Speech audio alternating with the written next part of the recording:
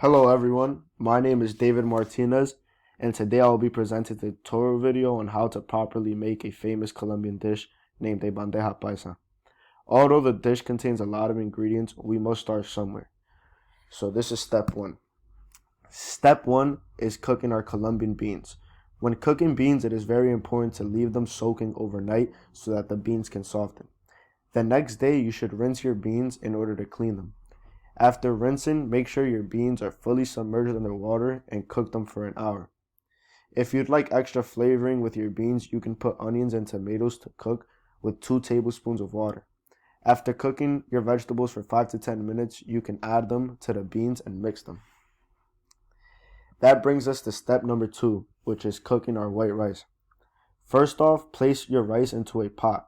Fill up your pot with water. Make sure that all of your rice is submerged under water.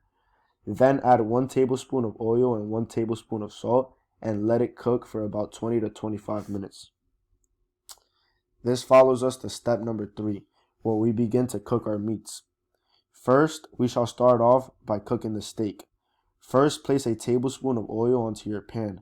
Then rub both sides of your steak with salt.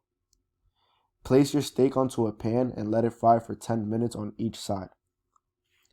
Step number 4 brings us to cooking a very important part of this dish, which is chicharrón, or better known as pork cracklings. You can purchase chicharrón in frozen form almost anywhere, like a Walmart or a ShopRite. First, you'd like to cut your chicharrón into strips or small pieces. Chicharrón can be fried without oil because it already has so much natural grease. You know it is ready when it is toasted and has released most of its grease. This brings us to step number 5, which is cooking chorizo, better known as spicy pork sausage. This also comes already made, but just frozen. You can use the previous grease from the chicharrón to cook your chorizo until you get a crispy golden color. It should take about 10 minutes. Now that we're done cooking the meat, we can move on to step number 6, which is cooking plátano maduro, or better known as sweet plantain. Grab a ripe yellow plantain and peel it. Then you want to cut your plantain into small pieces. Place half a cup of oil onto your pan. Fry your plantain pieces for about 10 to 15 minutes. Then remove from your pan and place them onto a paper towel to allow them to cool off and drain them from any excess oil. This brings us to step number 7, which is cooking an egg. You can make it whichever way you'd like, but typically the dish is known for having its eggs sunny side up. You can use the same oil as you use from the plantains to cook this egg. Don't scramble it. This brings us to step number 8, which is a very iconic part of this meal, named arepas.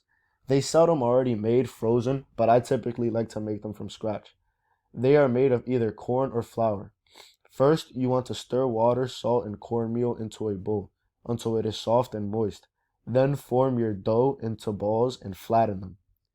Put 2 tablespoons of oil onto your pan and fry your arepa for 5 minutes on each side. Place your cooked arepa onto a paper towel to allow it to drain any excess oil and to cool off. Last but not least, this is step number 9. Assembling the dish can be tough, considering how many components make the dish. First, you're going to need a large plate. When serving, you want to use the rice as a base. Then pour your beans onto your rice. After the base, you can add your meats. The order isn't too important for the meat. And then the final touches of the dish include the sunny side egg on top, followed by some slices of avocado, and then your plantains. Thank you guys.